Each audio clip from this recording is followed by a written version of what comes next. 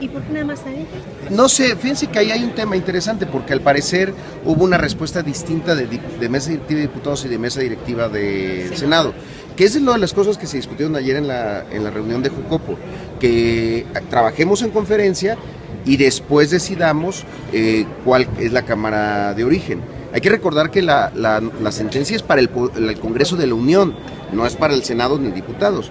Yo soy de la idea de que aquí ya avanzamos, ya tuvimos una primera reunión con los promoventes del amparo, cuando vino Artículo 19 y Fundar, teníamos ya una ruta de trabajo para audiencias públicas y tenemos además ya integradas 5 iniciativas de diferentes grupos parlamentarios posteriores a la sentencia de la Corte, o sea, en el entendido de que están ya respetando lo que se resolvió, porque aquí hay que dejar muy claro algo.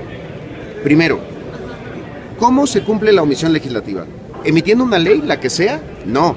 Emitiendo una ley, aprobándola, pero además que contenga los preceptos que declaró la Corte tenía que tener sobre el asunto de eficiencia, racionalidad del gasto, etcétera, etcétera. Segundo, la interpretación sobre qué pasa en el desacato. Yo soy de la idea que, siendo el origen un juicio de amparo, hay que irnos al Código Penal, es separación del cargo, inhabilitación y puede llegar a ser 10 a 15 años de cárcel.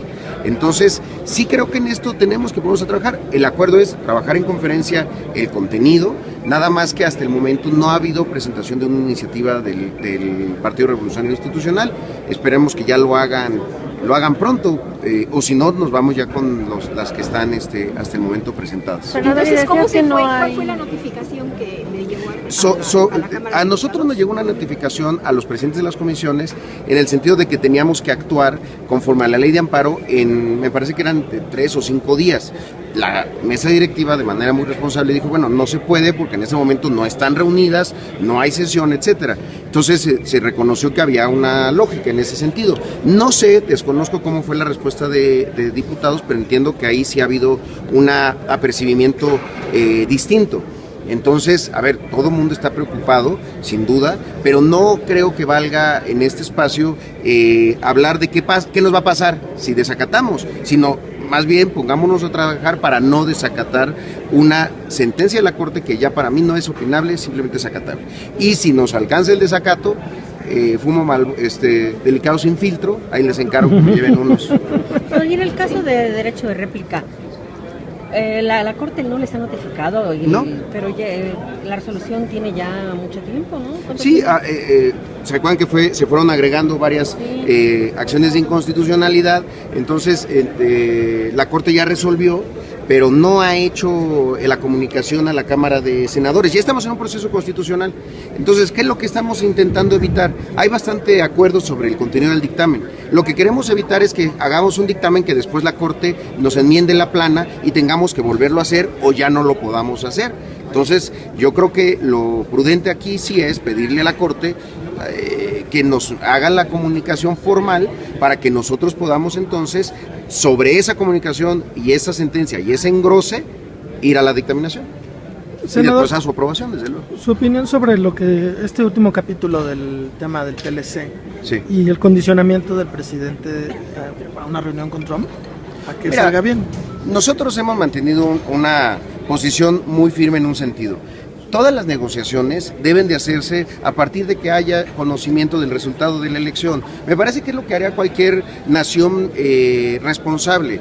Porque ¿cómo seguimos negociando algo que puede tener implicaciones de tantos años si hoy hay justo un cambio de gobierno? E incluso hay una posición, ahora que vinieron los presidentes de las cámaras de senadores y de comunes de Canadá, en el mismo sentido, los canadienses dicen, pues nosotros tampoco traemos prisa, creemos que la posición mexicana debe de ser primero trilateral, nunca bilateral, porque ese es un problema. Acordémonos que el TLC es de Norteamérica, incluye a Canadá, y pareciera de repente que toda la negociación es solamente con Estados Unidos. Los canadienses tienen razón de decir, ¿por qué no esperamos a que haya resultado electoral y que sean siempre trilaterales las reuniones? Y yo creo que tienen razón. Decía el senador Gamboa que se podría ir a un periodo extraordinario, la discusión de Telecán, si es que se concreta. Decía el senador Luis Sánchez que no, que es un tema muy delicado como para que se viera aquí, que se fuera a la otra legislatura. ¿Ustedes en qué posición? No, yo sí creo que también en ese sentido lo mejor es ya con una nueva composición, una nueva mayoría constituida aquí en septiembre, hay tiempo para que entonces ahí se discuta. Son temas que para bien y para mal comprometen a la nación durante muchos años, como para hacerlo casi cuando estamos ya cerrando la puerta. Senador, ¿usted diría que es inaceptable este condicionamiento que pone Estados Unidos de que o queda un Telecán al gusto de ellos o le aplican aranceles al aluminio y al acero? Claro que es inaceptable y lo han hecho muchas veces, no es la primera vez que aplican este tipo de estrategias. El asunto será tener una posición firme de respeto a nuestra nación. Recordemos aquella vez cuando intentaron hacer lo mismo con el aguacate y que de una manera muy potente la fuerza de los mexicanos, no solamente de los trabajadores, sino de toda la industria, impidió que los congresistas aceptaran una posición de esa naturaleza. Es el momento de tener firmeza. ¿Quién tiene más firmeza? Un presidente que puede ser recién electo, con una mayoría, con la fuerza que se tiene el arranque de una administración, o